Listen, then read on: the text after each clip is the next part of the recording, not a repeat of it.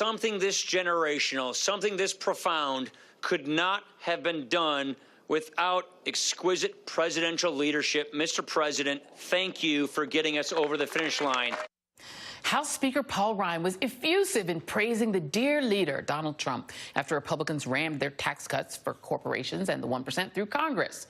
Ryan even coined a phrase that may come back to haunt him, exquisite leadership.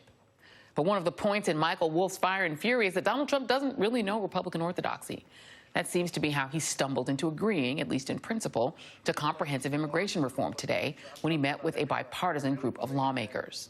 President, comprehensive means comprehensive. No, we're not talking about comprehensive. Now we're talking about. No, we are talking about comprehensive. If you want to go there, it's okay, because you're not that far away. President. When this group comes back, hopefully with an agreement, this group and others from the Senate, from the House, comes back with an agreement, I'm signing it. I think a lot of people would like to see that. But I think we have to do DACA first. Mr. President, you need to be clear, though. I think what Senator Feinstein's asking here, when we talk about just DACA, we don't want to be back here 2 years later. I think that's what she's saying. No, I think she's saying something different. I think what we're all saying is we'll do DACA, and we can certainly start comprehensive immigration reform the following afternoon, okay? We'll take an hour off, and then we'll start. Republicans sat around that table and watched their president almost give away the entire store for nothing. MSNBC political analyst Jason Johnson is the politics editor at The Root and a professor at Morgan State University. And Rick Wilson is a Republican strategist and media consultant. And Rick, the entire premise of the Trump campaign was Mexico is sending its worst. We're going to end immigration and build a wall. How did he suddenly go from that to being Marco Rubio? What is happening? I think Donald Trump got his Gang of 8 tattoo tonight, and the members-only jacket for Rhino Cuck Immigration Squishes, because this is a guy who literally sat there today and shredded the entire Bannon-Steve Miller agenda on building the wall and throwing out all the brown people. It was a clown show.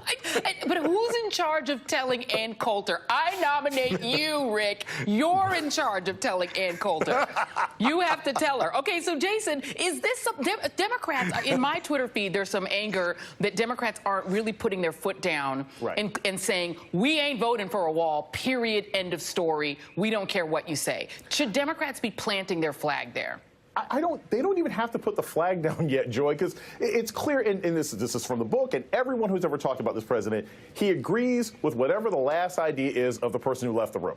That's why he was ping-ponging back and forth. I like this kind of immigration. I hate this kind of immigration. I don't like these kind of people. I like these kind of people. So the Democrats don't have to take a strong position now because they don't know what position Trump is going to have in 3 weeks. That's part of the problem. So there's no reason to plant a flag.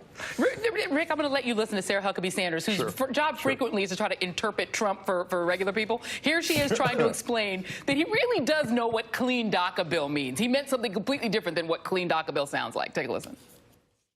Only if you look at what the president's definition of a clean DACA bill is, and within that bill, he thinks that you have to include not just fixing DACA, but closing the loopholes and making sure we have a solution on that front, so we don't create a problem and find ourselves right back where we started in 1, 2, 3 years later. Help me, Rick. What did that mean? You know, Sarah Sanders is just the White House mistress of word vomit, and every day something new just pops out. And look, I don't blame her. It's like Donald Trump speaks some sort of forgotten language like Hittite or Syrian, and just rambles on, and she just tries to translate as best she can. But this is a White House led by a man who does not have a lot of, shall we say, intellectual heft when it comes to understanding complex items of the policy agenda. You know, he's overcome by basically inanimate objects every day. And so you end up with a situation where he says things in this meeting that the rest of the Republicans are in the room saying, dear God, what are we doing here? Because, you know, it's like they stumble occasionally on a policy win, like the tax bill, and then they come to something like this, and Trump is confused about what his own base is going to do about this. A lot of his base was motivated and informed by this sense that he was going to build a wall and throw out all the brown people. Yeah. And obviously what he's saying today is, we're going to have a policy based on love. We're going to do DACA. Then we're going to come back an hour later and do comprehensive immigration reform. I mean, like I said, that Gang of 8 tramp stamp tattoo he's getting is going to look awesome. He's Jeb Bush. I mean, listen, back in June of 2016, we pulled this, January of 2016, January 30, as a matter of fact, Donald Trump told the New York Times editorial board the following about the wall. He said, quote, you know, if it gets a little boring at his rallies, if I see people starting to sort of maybe thinking about leaving, I can sort of tell the audience, I will just say, we'll build the wall, and they go nuts.